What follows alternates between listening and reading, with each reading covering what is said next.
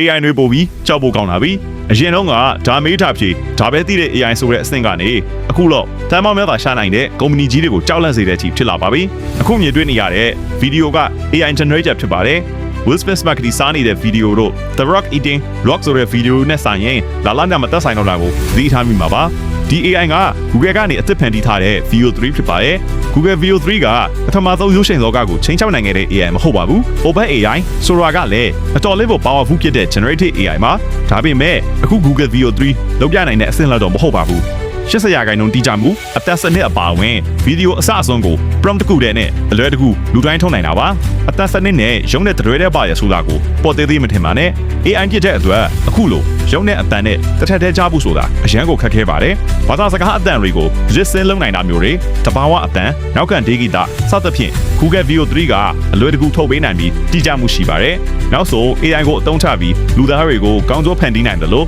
AI ကိုအသုံးချပြီးဝန်တမမှုတွေလည်းဖန်တီးလာနိုင်တာမလို့အင်တာနက်ပေါ်ကမြင်သမျှအရာတိုင်းကိုမယုံကြဖို့နဲ့ပြီးကျွမ်းထားတဲ့သူတွေကိုမေးမြန်းပြီးမှသာလှုပ်ဆောင်ကြဖို့ဝေဖန်ကြဖို့အကြံပေးခြင်းပါတယ်